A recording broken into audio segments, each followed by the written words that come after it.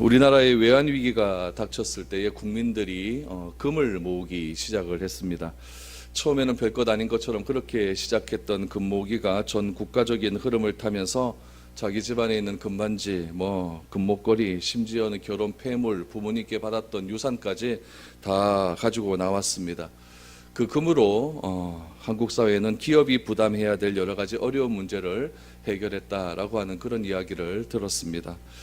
우리가 난로 위에 주전자를 올려놓지 않습니까? 불 위에 올려놓은 주전자 뚜껑에서 새어나오는 증기가 있습니다. 불 위에 새어 올려놓은 그런 주전자 틈에서 나오는 그 증기는 아무런 힘이 없습니다. 그러나 그 증기가 집약이 되니까 커다란 배를 움직이게 되고, 그 증기가 집약이 되니까 기차를 움직일 수 있는 그런 능력들이 나타나는 것을 봅니다. 사람의 능력은 다 한계가 있습니다. 그래서 한 사람에게 모든 것이 다 집중되어져 버리면 타락을 하든지 중요한 일을 해낼 수 없게 됩니다. 그러나 작은 일이지만 서로 힘이 모아지고 그 힘이 바른 목표를 향해서 집중을 시키게 되면 그 집중시키는 힘이 엄청난 파급적인 효과를 나타내어서 큰 일을 할 수 있게 되는 것입니다. 오늘 본문 말씀이, 오늘 제가 말씀을 드린 이런 내용들이 담겨져 있습니다. 기드온과 300명의 용사들이 밤에 미디안의 진을 습격해서 큰 승리를 거두지 않았습니까? 이 승리는 이스라엘의 승리였지만 더 깊이 들어가게 되면 이 승리는 하나님, 이스라엘과 함께 하신 하나님의 승리였습니다. 그런데 이런 승리의 기쁨도 잠시였습니다. 교회도 그렇고 나라도 그렇고 오늘 본문에 나타난 이 사건도 그렇고 항상 좋은 일이 있으면은 그 좋은 일과 함께 따라오는 시험이 있다는 이야기입니다. 근데 그 시험이 어디로부터 시작이 되느냐? 외부로부터 들어오는 것이 아니라 항상 내부에서 그런 시험과 어려운 문제가 닥치게 된다는 겁니다. 그래서 항상 무엇인가 잘 되어져 갈 때에 내부 단속을 철저하게 하지 않으면은 어떤 것들이 넘어질 수밖에 없는 그런 일들을 당하게 된다는 것이죠. 오늘도 기드온의 300명 용사가 미디안의 14만 5천 명의 그런 군사들을 어떻게 이깁니까? 항아리 깨서 이기지 않습니까? 과암 질러서 이기지 않습니까? 나팔 불면서 이기지 않습니까? 말도 되지 않는 그런 일들로 인하여서 굉장히 승전보가 이스라엘 민족들 가운데 넘쳐났을 때에 내부에서 갈등이 일어나기 시작을 합니다. 그 갈등이 어떤 갈등이었는지 한번 살펴보죠. 1절 말씀 보십시오. 에브라임 사람들이 기드온에게 이르되 내가 미디안과 싸우러 갈 때에 우리를 부르지 아니하였으니 우리를 이같이 대접하면 어찌 됨이냐 하고 그와 크게 다투는지라 라고 말합니다. 전투는 이제 다 끝났습니다. 기드온이 해야 될 일은 무엇이냐면은 적군의 장수 2명이 있습니다. 그 장수를 잡는 일, 그것이 남았습니다. 그래서 전쟁을 끝내려고 합니다. 그런데 갑자기 에브라임 지파 사람이 튀어나왔습니다. 에브라임 지파를 조금 생각해 보아야 됩니다. 여러분, 에브라임 지파 또 기드온이 속해져 있는 므낫세 지파, 이 둘이는 형제 지파입니다.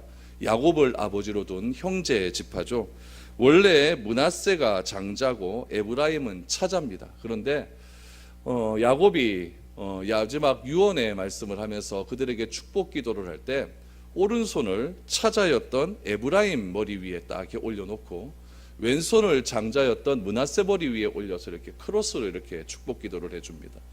야곱이 그것을 보면서 아버지, 손이 잘못되었습니다 라고 했더니 야곱의 말이 무엇이었냐면 나도 안다, 나도 안다. 이것은 다분히 의도적인 것이었다라는 이야기죠. 그래서 이 에브라임은요, 차자였지만 장자의 축복을 받았던 그런 지파였고, 므낫세는 장자였지만은 장자 노릇을 못하고 차자의 축복을 받은 그런 사람들이었습니다. 그렇기 때문에 이 에브라임 지파는 항상 자기가 동생이면서도 형 지파였던 므낫세 지파를 좀 깔보는 경향이 있었습니다. 축복은 다 나에게 왔는데 네 형까지 거 그게 막 이런 식으로 나가는 거죠. 그래서 므낫세 지파는 굉장히 이런 에브라임 지파에 대해서 좀 기분 나쁜 그런 경향들이 좀 있었겠죠. 그래도 내가 형인데 자꾸 동생이 까불어대니까 기분 나쁜 것 아니겠습니까? 근데 이 형의 지파였던 이 므낫세 지파에서 이스라엘을 구원할 기드온이 나타나게 됩니다. 기드온이 나타나서 300명의 사람을 가지고 미디안의 수많은 군대를 물리쳐 버리는 일이 누구에게 소식이 들어가게 되냐면은 이 에브라임에게 소식이 들어가게 됩니다. 이 에브라임이 뭐라고 이야기합니까? 네가 미디안과 싸우러 갈 때에 우리를 좀 불렀으면은 내가 좀 숟가락 하나 얹을 수 있었는데 왜 너는 우리와 싸우러 갈 때 우리한테 이야기는 하지 않았노? 라고 이야기합니다. 여러분 이거 다 거짓말입니다. 기드온이 싸우러 갈 때 다 소집을 했죠. 소집을 했는데 에브라임 인마들은 나오질 않았던 거예요. 나오질 않았던 거죠. 나중에 열왕기로 가다 보면 이 에브라임 지파가 말썽을 많이 일으킵니다. 여러분 솔로몬 사후에 르호보암과 여로보암으로 이렇게 갈라지게 됩니다. 갈라지게 되는데 르호보암은 솔로몬의 아들이니까 유다 지파 소속이고 이 여로보암 사람이 문제죠. 이 여로보암은 어느 지파 사람이냐면 에브라임 지파 사람입니다. 그러니까 꼭 이거 뭔가 이스라엘 지파에 문제가 일으키고 어떤 사건이 터져 나올 때는 꼭 이 에브라임 지파가 이렇게 튀어나온다는 이야기입니다. 오늘 본문에도 말씀해 보니까 이 에브라임 지파가 이 므낫세 지파였던 이 기드온에게 따지고 오더는 거죠. 왜 싸우러 갈 때 우리를 부르지 않았는가? 여러분 반대로 한번 생각해 볼까요? 기드온이 졌으면 이런 말 했을까요? 안 했을까요? 이 마들이 이게 좀 그래요. 그래서 기드온이 승리를 거두니까 이 에브라임 지파가 왜 이렇게 했느냐라고 말을 하면서 우리가 영적으로는 장자 아니냐? 내가 아버지로부터 저 야곱으로부터 내가 장자의 축복을 받은 그런 우리 지파인데 어찌하여 우리를 이렇게 대접하느냐라고 이렇게 따지고 들기 시작을 했다는 이야기입니다. 여러분 므낫세 지파에 속한 기드온은 이번 기회에 이 에브라임 지파의 이런 독선적인 생각을 좀 끊어버렸으면 좋겠다라고 하는 그런 생각을 가지고 있었죠. 기드온이 이렇게 맨 처음에 사람들을 불러 모았을 때에도 이 에브라임이 왔으면 됐는데 오지 않아놓고 뒤에서 지금 딴소리를 하고 있다는 이야기입니다. 또 므낫세 지파 사람들은 또 야곱으로부터 축복을 직접적으로 차자의 축복을 받은 지파였기 때문에 육적으로는 장자였지만 차자의 축복을 받은 지파였기 때문에 괜시리 에브라임 지파에 가면 주눅이 들고 나는 장자이지만 장자 노릇을 제대로 하지 못했다라고 하는 그런 컴플렉스도 이 므낫세 지파가 가지고 있었다는 이야기입니다. 그래서 여러분 나중에 에브라임 지파가 이렇게 나와버리니까 이 기드온 입장에서도 굉장히 난처한 입장이 되는 거죠. 특별히 여러분 1절 하반절에 보니까 에브라임 지파와 므낫세 지파 사이에 어떻게 되었냐, 크게 다투는지라. 이 문제 때문에 관계가 험악해졌다는 이야기죠. 굉장히 일촉즉발의 위기까지 갔다는 이야기입니다. 여러분 생각 한번 해보시죠. 조금만 더 가면 지금 미디온 끝날 수 있는데 이 마지막 마무리가 안 돼서 지금 형제끼리 싸우는 그런 일들이 지금 오늘 본문에서 일어나고 있는 것입니다. 이때 여러분 어떻게 이 문제를 해결해 나아갈까요? 여러분 2절과 3절 말씀해 보니까 기드온의 지혜가 나오기 시작합니다. 2절 3절 보십시오. 기드온이 그들에게 이르되 내가 이제 행한 일이 너희가 한 것에 비교되겠느냐? 에브라임의 끝물 포도가 아비에셀의 만물 포도보다 낫지 아니하냐? 하나님이 미디안 방백 오렙과 스앱을 너희 손에 넘겨주셨으니 내가 한 일이 어찌 능히 너희가 한 것에 비교되겠느냐 하니라. 기드온이 이 말을 하며 그때의 그들의 노려움이 풀리니라 라고 말합니다. 그럼 여러분 에브라임 지파의 불만이 뭡니까? 딴 거 다 빼고 딱 하나입니다. 자존심 때문에 그렇습니다.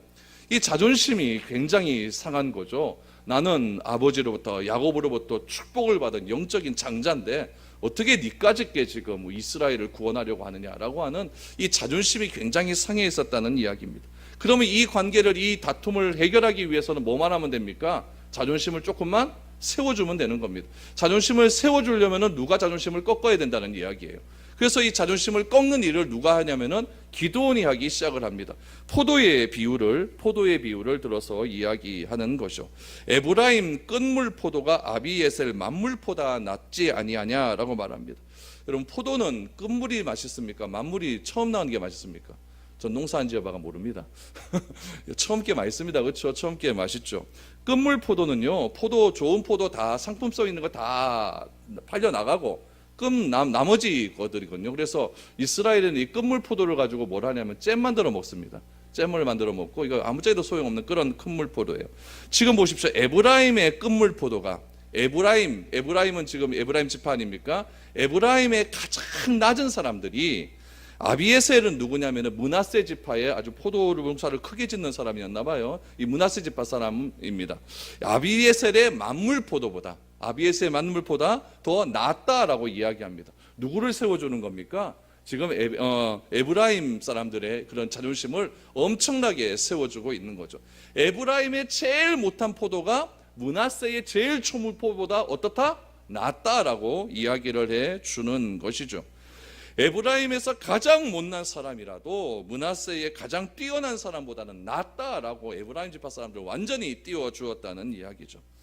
여러분, 기드온은 이 비유를 통해서 자기가 한 일이 있었습니다. 무엇을 했냐면은 지금 미디안의 군사들을 물리치지 않았습니까? 그리고 그 군사들, 그 미디안의 사람들 중에서 지금 장수 2명이 있었어요. 오압과 스앱이라고 하는 장수. 이 두 사람을 지금 막 끌고 가서 지금 그 사람을 죽이려고 하는 그런 상황들 아니겠습니까? 그래서 오압과 스앱을 죽인 일이 누가 한 일이냐? 에브라임 지파 사람들이 한 일에 비하면 아무것도 아니라는 이야기죠. 완전히 지금 에브라임 지파 사람들은 한 일이 무엇입니까? 괜히 다 잔치집에 와갖고 지금 초치는 일 아닙니까? 그 일이 내가 지금 군대 장수를 죽이는 일보다 훨씬 낫다라고 하면서 에브라임 지파 사람들을 완전히 세워주게 되었다는 거죠. 이 이야기를 듣고 에브라임 지파 사람들의 감정이 완전히 낮아졌다는 이야기예요. 완전히 낮아졌다는 이야기. 그래서 3절 말씀을 다시 한번 보시죠. 3절 말씀해 보니까 기드온이 이 말을 하며 그때에 그들의 노여움이 풀리니라 라고 말을 하고 있습니다. 여러분, 에브라임 지파 사람들은 기드온의 이 지혜로운 말 한마디 때문에 그들이 가지고 있었던 모든 감정이 다 사그러들었다라고 말을 하고 있습니다.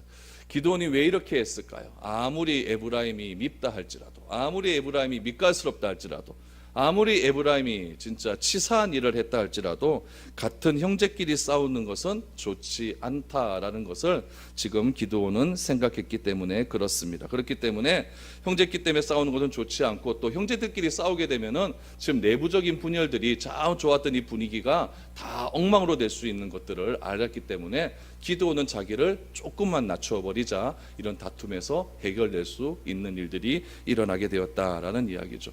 여러분, 교회도 마찬가지입니다. 교회도 한참 좋은 일이 있게 되고 한참 은혜가 충만하게 되고 교회 가운데 하나님의 은혜가 더욱더 많이 늘어지게 되면은 항상 사탄의 싸움들이 일어나게 된다는 이야기입니다. 이런 사탄의 싸움들이 누구를 통해서 일어나게 되냐면은 교회의 주도적인 사람들 2명을 딱 건드려 버리는 거예요. 그래서 네가 했니 내가 했니 이런 식으로 일어나게 되는 거죠. 부엌에서 일어날 수도 있고 또 교회에서 예배당 안에서도 일어날 수가 있고 또 조그만 어린아이들의 그 싸움에서 부모들의 싸움으로 번질 수도 있고 이런 일들을 통해서 교회가 막 시끄러워지고 어지러워지는 경우가 너무나 많이 있다는 이야기입니다. 여러분, 혹시라도 이런 일이 있었을 때에 우리가 해야 할 일은 무엇입니까? 자존심만 세워주면 된다는 겁니다. 조금만 세워주면 이게 아름다워질 수 있는 것인데 자존심 하나 꺾지 못해서 서로 막 싸우고 다투어져서 나뉘어지는 것들은 정말 주님의 몸된 교회에서는 우리가 해서는 안 된 일일 줄 압니다. 이런 것들은 가정에서도 마찬가지고 사람과 사람 사이에도 마찬가지겠죠. 기드온의 이런 지혜로운 행동 때문에 형제지간의 다툼, 이 다툼이 해결되었다라는 것을 우리는 기억해야 됩니다. 이런 일들이 해결되고 나자 기드온이 이제 마지막 남은 이 미디안 군대의 왕들을 죽이기 위해서 또다시 추격전을 펼치기 시작을 합니다. 왕들을 죽이기 위해서 또다시 추격전을 펼칠 때 또 이상한 일이 일어나기 시작을 합니다. 4절과 5절 보십시오. 기드온과 그가 함께한 자 300명이 요단강에 이르러 건너고 비록 피곤하나 추격하며 그가 숫곳 사람들에게 이르되 나를 따르는 백성이 피곤하니 청하건대 그들에게 떡덩이를 주라. 나는 미디안의 왕들인 세바와 살문나의 뒤를 추격하고 있노라 하니 라고 말합니다. 지금 기드온은 300명의 사람들, 300명의 군인을 데리고 지금 왕을 추격합니다. 이름이 뭡니까? 세바와 살문나라고 하는 이 왕을 추격하고 있는 겁니다. 그런데 여러분, 기드온의 300명의 사람들도 사람인지라 여러분, 훈련이 계속되어지고 이루어지고 또 밤새여서 또 나팔 불고 항아리 깨트리고 막 과음 지르고 이러다 보니까 피곤한 것은 당연한 일이죠. 그래서 숫곳 지방에라고 하는 곳을 들어가게 됐는데 이 숫곳 지방 사람들에게 무엇이라고 했냐면은 이 300명의 사람들이 피곤하니까 떡을 좀 달라라고 그렇게 이야기를 합니다. 그러면 여러분, 이 숫곳이라고 하는 지방도 어느 지방이냐면 이스라엘에 속한 하나의 도시거든요. 이스라엘에 속한 도시이기 때문에 이 숫곳 지방 사람들도 이 기드온의 사람들을 도와주면 그만입니다. 그런데 이 숫곳 지방 사람들이 어떻게 하냐면 이것을 거부해 버립니다. 여러분, 6절을 보십시오. 숫곳의 방배들이 이르되 세바와 살문나의 손이 지금 내 손 안에 있다는 거냐, 어찌 우리가 내 군대에게 떡을 주겠느냐 하는지라 라고 말합니다. 지금 숫곳 사람들이 기드온의 청을 거부한 이유가 무엇이냐면은 너네들 아직 미디안의 왕이었던 세바와 살문나를 죽이지 않았다라는 것이 그 이유였습니다. 여러분, 이것이 왜 이유가 되냐면은, 만약에 지금 숫곳이라고 하는 위치가 어디냐면은 지금 이 미디안의 지역과 거의 국경 지역에 위치해 있거든요. 조금만 더 가면 미디안의 나라로 넘어가게 됩니다. 그러니까 이 숫곳 사람들은 좀 생각을 하는 거예요. 어떤 생각을 하냐면은, 만약에 내가 기드온을 도와주었다는 거예요. 도와주었는데 기드온이 숫곳과 살문나를 잡지 못해서 얘네들이 미디안으로 도망가게 되어서 우리가 기드온을 도와준 걸 알게 되면 어떻게 될까요? 자기들이 보복을 당할까 두려운 겁니다. 비록 이 숫곳 사람들은 이스라엘 사람이었음에도 불구하고 보복을 당할까 두려워서 기드온을 도와주지 않았다는 이야기죠. 그래서 6절에 보니까 세바와 살문나의 손이 지금 내 손에 있다는 거냐라고 이렇게 말을 하게 되죠. 그래서 내 손에 있지 않는데, 그 사람을 죽이지도 않았는데, 그 사람이 너의 포로가 되지도 않았는데 내가 어떻게 너를 도와주느냐, 뒷일 네 책임질 수 있겠느냐, 이렇게 이야기를 했다는 이야기입니다. 여러분, 숫곳 사람들은 정말 어리석은 거예요. 왜 그러냐면은 지금 이스라엘 백성들이 앞쪽에 지금 계속해서 우리가 기드온에 대한 이야기를 듣고 있지만은 몇 년 동안 미디안에게 억압을 당하고 있냐면 18년째 억압을 당하고 있습니다. 여러분, 18년이라고 하는 것은 긴 시간입니다. 지금 다 된 거예요. 조금만 더 하면 이제 이스라엘 백성들은 미디안의 손에서 해방이 되어서 자유를 누릴 수 있는 그때가 지금 다 되었다는 거예요. 95%, 98% 다 된 거예요. 여기서 조금만 도와주게 되면, 누가 조금만 도와주게 되면은 기드온과 300명의 사람들은 더 힘을 얻어서 완벽한 평화를 얻을 수가 있었다는 이야기죠. 근데 이들은 무엇입니까? 이런 결정적인 순간에 이스라엘 민족인 숫곳 사람들의 이기심이 발동하기 시작합니다. 나는 괜찮다는 거예요. 나는 괜찮다는 거죠. 지금 이 당시에 이스라엘 백성들의 상황을 우리가 이 사사기 6장에 보면 나오지 않았습니까? 경제적으로 완전히 다운되었죠. 그렇죠? 살기 힘들어서 다 어디서 산다 그랬어요? 산속에서 살고, 또 살기 힘들어오니까 땅굴 파고 살고, 이렇게 사는 그런 입장에서 이 숫곳 사람들은 우리는 괜찮다는 거죠. 우리는 살만하다는 거죠. 그러니까 나는 너희들 그거 상관없다. 나는 나라가 어떻게 되는지 상관없다. 나는 내만 살면 된다라고 하는 그런 극단적인 자기 동네의 이기심이 발동을 하기 시작했습니다. 이것에 대해서 기드온이 굉장히 분노를 하기 시작을 하죠. 여러분, 7절 말씀을 보십시오. 기드온이 이르되 그러면 여호와께서 세바와 살문나를 내 손에 넘겨주신 후에 내가 들가시와 찔레로 너희 살을 찢으리라 라고 말합니다. 기드온이 지금 맹추격전을 하고 있거든요. 그런데 숫곳 사람들이 기드온을 도와주는 것을 거부하자 세바와 살문나를 내가 반드시 죽이겠다는 거예요. 반드시 죽인 후에 돌아오는 길에 너희들을 내가 들가시와 찔레로 징벌하겠다라고 하는 결단을 내리고 떠나가 버리게 됩니다. 그런데 이런 숫곳 사람들의 이런 이야기가 여러분 8절 9절 말씀해 보니까 조금만 위에 올라가면은 브누엘이라고 하는 동네가 있는데 거기서도 똑같은 일이 일어나게 됩니다. 그럼 8절 9절 보십시오. 거기서 브누엘로 올라가서 그들에게도 그같이 구한즉 브누엘 사람들의 대답도 숫곳 사람들의 대답과 같은지라. 기브온이 또 브누엘 사람들에게 말하여 이르되 내가 평안히 돌아올 때에 이 망대를 헐리라 하니라 라고 말을 하고 있습니다. 브누엘은 어디에 위치한 곳이냐면 숫곳보다 더 위에 위치한 곳이에요. 그러니까 거의 이제 미디안 국경과 가까이 위치한 곳입니다. 미디안 국경과 가까이 위치하기 때문에 망대를 세워놔요. 망대가 뭐냐면은 적군이 쳐들어오는 것을 보기 위해서 높이 쌓아놓은 탑입니다. 높은 탑에서 이렇게 보면 적군이 쳐들어오는 것을 보일 것 아닙니까? 그래서 이 브누엘이라고 하는 곳은 미디안 사람들이 쳐들어오는가 안 쳐들어오는 것을 확인하기 위해서 망대를 높이 세워놨다는 이야기죠. 브누엘 사람들한테 말을 합니다. 우리를 좀 도와다고, 우리를 좀 도와주면은 내가 좋겠다라고 이야기했더니 브누엘 사람들도 똑같은 이유를 대면서 나는 너희를 도와주지 않겠다라고 이야기를 합니다. 그러자 기드온이 무엇이라고 이야기합니까? 모든 적을 물리친 후에 돌아오는 길에 브누엘의 망대를 헐어버리겠다. 여러분, 기드온이 지금 브누엘의 망대를 헐어버리겠다라고 하는 것은 내가 완벽한 승리를 거두겠다는 이야기예요. 망대가 있어야 미디안 백성들이 쳐들어오는 것을 볼 것 아닙니까? 그런데 이거 망대를 부수겠다는 것은 미디안을 완전히 내가 전멸시키겠다고 하는 확고한 다짐입니다. 지금 오기가 막 쌓여 있는 거죠. 오기가 쌓여 있는 거죠. 그러면 기드온이 여러분 왜 거친 말로 기드온에게 다가오는 에브라임 지파 사람들이 있었죠. 에브라임 지파 사람들은 어떻게 보면 굉장히 자존심 상하는 일이었어요. 그렇죠? 같이 싸우자 그랬는데 싸우지 않아 놓고 자기들이 승리하니까 와갖고 왜 우리 안 불렀느냐, 이렇게 얘기한 사람들이 한 팀이 있었고, 또 숫곳 사람과 분우엘 사람들은 어떠했냐면은 우리를 좀 도와달라라고 했는데 얘네들이 거부하지 않습니까? 근데 이 두 팀을 대하는 기드온의 자세를 보십시오. 에브라임 지파 사람들은 기드온이 품지 않습니까? 품었어요. 근데 숫곳과 분우엘 사람들은 어떻게 합니까? 저주를 내리면서 반드시 내가 너희를 죽이겠다, 징벌하겠다라고 이야기합니다. 그럼 에브라임 지파 사람과 숫곳과 분우엘 사람들의 왜 이런 차이가 일어났을까요?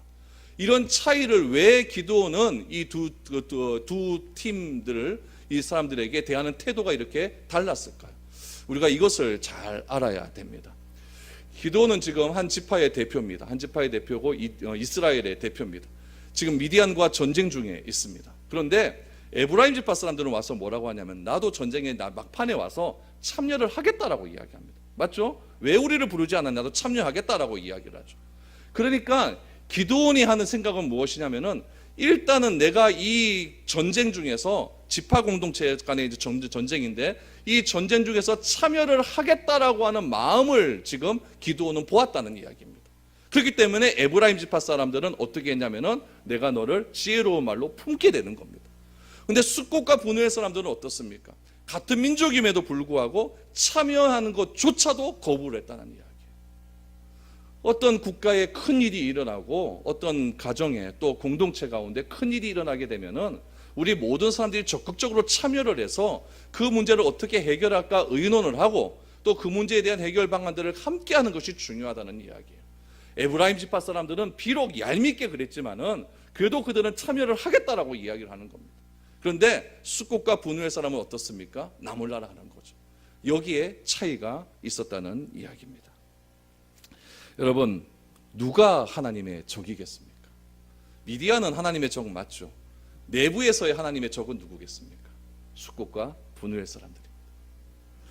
여러분, 그리스도인이라고 하면서도 이런 사람들이 정말 많습니다. 그리스도인이라고 하면서도 전혀 고난에는 동참할 생각은 하지 않고 자기 만족과 유익만을 위해서 살아가는 그리스도인들이 주변에 굉장히 많이 있습니다. 자기의 한계선을 딱 그어놓습니다. 딱 그어놓고 나는 이거 이상은 절대 하지 않겠다라고 이야기를 하죠. 겉으로는 믿는다고 합니다. 그러면서 아예 처음부터 발을 들여다놓지도 않는 사람들이 있습니다. 그런 사람들이 누굽니까? 어쩌면 하나님의 적일 수 있다는 이야기죠. 이런 일들이 오늘날 우리 주변에서 너무나 많이 일어납니다. 왜 그리스도인이라고 하면서, 왜 하나님을 믿는다고 하면서 교회에 등록은 하지 않고 자기 편한 대로 종교 생활만을 추구하며 살아갈까요? 이것은 여러분 자기의 선을 딱 그어 놓는 겁니다. 그래서 그 이상은 교회가 절대 간섭하지 말라는 이야기죠. 주일도 자기 편한 대로 지키겠다는 겁니다. 내가 놀러 가고 싶을 때는 놀러 가고 내가 교회 오고 싶을 때 오는 거지 왜 자꾸 나를 이렇게 방해하느냐, 이렇게 이야기를 해버리는 거죠. 그렇지 않으면 교회에 한번 나와주는 것조차도 나는 싫다라고 이야기하는 사람들이 얼마나 많이 있는지 모릅니다. 그래서 교회에서 눈 띄는 것 싫어합니다. 군중 속에 자기를 싹 감추어 놓아버립니다. 그러면서 자기의 존재 자체를 부각시키지 않고 그냥 군중 속에 감추어주면서 그냥 하나님께 그냥 얼굴 한번 출석 체크 한번 해보는 것으로 내가 예수 믿는다고 그렇게 이야기하는 사람들이 너무나 많이 있다는 이야기입니다. 교회에 너무 사람이 없으면 또 사람이 오지도 않으려고 합니다. 저희 교회 처음 시작할 때 6명, 7명 앉아 있었습니다. 교회에 사람이 안 왔습니다. 진짜 안 왔습니다. 그러다가 여러분 여기 저하고 처음 시작하시면 기억하실지 모르겠는데 몇 달이 지났는데 한 분이 딱 오셨어요. 연세가 좀 드신 분이 오셨어요. 찬송을 부르는데 그분이 오셨어요. 제가 마음속에 어떤 마음이 있었냐면 왜 우리 교회는 안 오지? 왜 우리 교회는 사람이 이렇게 안 오지? 이런 생각들이 정말 많이 있었거든요. 근데 한 사람이 찬송을 부르러 딱 들어오는데요, 제가 찬송을 부르다가 울어버렸습니다. 그분을 보고 울어버렸어요. 우리 교회도 드디어 한 명 왔구나. 그래서 그때 설교 얼마나 열심히 했는지 모릅니다. 그분 잡아버리려고. 그런데 축도 끝나고 나니까 없어져 버렸어요. 뭐 때문에 갔겠습니까? 딴 이유는 없습니다. 사람 없으니까요. 내가 드러날 것 같으니까요. 이런 사람들이 굉장히 많이 있죠. 겉으로는 믿는다고 하면서 실제로는요, 세상의 방법으로 성공한 사람들은 어려운 고난 가운데 말씀 하나 붙들고 그렇게 끝까지 인내하는 사람들을 보고 왜 그렇게 사냐라고 오히려 반박하고 티박을 주는 사람들이 많이 있다는 이야기입니다. 오늘날 우리들의 문제가 바로 이런 문제라는 이야기입니다. 숫꽃과 분우엘 같은 사람들이 교회에 너무나 많이 있다는 이야기예요. 자신들이 사는 것에는 별 지장이 없습니다. 미디안이 이스라엘을 공격을 하든 말든 자신의 동네는 그것에 별 지장을 받고 싶지 않다는 이야기입니다. 그래서 같은 민족이 당하고 있는 고통과 고난을 외면해 버리는 것입니다. 복음이라고 하는 것은요, 항상 낮은 곳부터 역사가 시작이 됩니다. 진정한 그리스도인이라고 한다면 믿음의 선한 싸움을 싸우고 있는 자들에게 관심을 가져주어야 됩니다. 그들의 수고와 헌신에 귀를 기울여 주어야 된다는 겁니다. 여러분, 우리가 교회의 성장과 부흥을 그렇게 갈망하지 않습니까? 그래서 기도할 때마다 우리 교회도 이런 기도를 빠지지 않았습니다. 하나님, 사람을 보내주십시오. 하나님 좀 채워주십시오. 일꾼을 보내주십시오. 얼마나 기도 많이 했습니까? 그러나 정작 본인은 그 일 안 하려고 합니다. 왜 그렇습니까? 내가 세상 살기도 바빠 죽겠는데, 내 먹고 살기에도 바빠 죽겠는데, 그것도 쉽지 않은데 굳이 교회의 사역까지 내가 감당해가면서 내가 헌신할 필요가 있겠느냐라고 하는 나의 이기적인 생각이 너무나 가득 차 있기 때문에 그렇다는 겁니다. 그러면서 교회에서 하는 여러 가지 일은 간섭을 하기 좋아합니다. 교회는 여러분 누구의 것이 아닙니다. 교회는 누구만 해서 되는 것도 아닙니다. 교회는 항상 함께하는 공동체가 되어야 됩니다. 이제 저희 교회도 무엇인가를 만들어야 할 때가 온 것 같습니다. 이전까지는 제가 계획도 하고 제가 결정을 하면, 그래서 제가 여러분들에게 하자라고 하면 여러분들이 한 명도 반대하지 않고 다 100% 동의해 주어서 그렇게 지금까지 왔습니다. 이제는 그렇게 하면 교회가 교회로서 온전한 삶을 보여주기가 안 된다는 이야기입니다. 교회의 덩치는 점점 커져가는데 여러 가지 행정들이나 여러 가지 일들은 개척교회의 수준을 벗어나지 못하고 목사 한 사람에 의해서 모든 것이 주도되어져 간다면 그것은 여러분 교회가 아니라 여러분들이 목사 밥 벌어먹게 살려주는 그런 것밖에 되지 않는다는 이야기입니다. 함께 해야 될 때가 이제 온 것 같습니다. 여러분, 그냥 교회는 어린아이와 같이 아무도 책임지려고 하는 사람이 없는 그런 교회는 여러분 숫꽃과 분우엘과 같은 그런 사람들만 가득 차 있는 그런 교회가 될 수밖에 없다는 이야기입니다. 오늘날 그리스도인들의 착각은 무엇이냐면은 어렵게 믿으려고 하지 않는다는 데 있습니다. 그래서 모든 것이 다 갖추어진 백화점식의 교회를 찾아서 요람부터 무덤까지 모든 것을 책임져주고 해결해주는 그런 교회를 가리켜서 좋은 교회다라고 그렇게 이야기를 합니다. 어떤 교회는 교회에서 산후조리원까지 만들려고 합니다. 어떤 교회는 아기를 셋째 아이를 낳으면 교회에서 500만 원을 준다고 하는 대구에 있는 교회도 있습니다. 그래서 어디까지 교회가 책임을 져줍니까? 교회에서 학교를 만듭니다. 다른 공적인 학교 보내지 말고 교회에서 세운 그 학교를 보내라는 이야기죠. 그리고 어떻게 하는지 아십니까? 죽을 때까지 교회에서 다 있게 만들어버리고 요양원 만들어서 노후에는 그곳에서 생활하라 그러고 다 죽고 난 다음에는 천국의 소망의 동산 그래가 교회 묘지에서 그렇게 안장되어지는 것, 그것을 가리켜서 좋은 교회라 그럽니다. 여러분, 성경에 요람에서 무덤까지 가는 교회가 무슨 좋은 교회라고 하는 교회가 세상에 어디 있습니까? 교회는 여러분 모이는 곳에 목적이 있는 것이 아니라 흩어지는 데 목적이 있습니다. 가서 제자 삼으라고 하지 교회에 모여서 우리끼리 먹고 잘 살라고 그렇게 말하는 성경 구절은 한 군데도 없다는 사실을 여러분 꼭 기억해야 됩니다. 예수님도 이 땅에 오셔서 하신 일이 무엇이냐면 제자 삼는 일에 목숨을 거셨습니다. 제사 삼기 위해서 예수님은 십자가에 못 박혀 죽으셨고, 그 죽으시면서 마지막 말씀을 무엇이라고 하냐면 다 이루었다라고 하면서 그렇게 돌아가셨습니다. 그 예수님의 마지막 유언과 같은 말씀이 무엇입니까? 너희는 가서 제자를 삼아 아버지와 아들과 성령의 이름으로 세례를 베풀고 내가 너희에게 분부한 모든 것을 가르쳐 지키게 하라. 보라, 세상 끝날까지 내가 너희와 항상 함께 있을 것이다 라고 하시면서 하나님이 우리와 임마누엘이 될 수 있는, 임마누엘과 함께 할 수 있는 방법을 우리에게 알려주셨습니다. 그것이 무엇입니까? 제자 삼으라는 겁니다. 제자 삼기 위해서는 어떻게 해야 됩니까? 내가 제자가 되어야 됩니다. 제자가 된다는 얘기는 교회 안에서 내가 죽도록 교회가 모든 것을 다 책임져 주고 그렇게 삶을 살아가는 것이 제자 삼는 일이 아니라, 내가 제자가 되어서 이제 흩어지는 공동체, 내가 어떻게 내가 복음을 들고 나갈 수 있을까, 거기에 내가 좀 집중하는 그런 마음들이 우리 가운데 있어야 그것이 참으로 칭찬받는 교회의 모습이 될 수 있다는 것을 여러분 꼭 기억하시기를 바랍니다. 교회는 여러분 요람부터 무덤까지 나를 책임져주는 그런 곳이 아닙니다.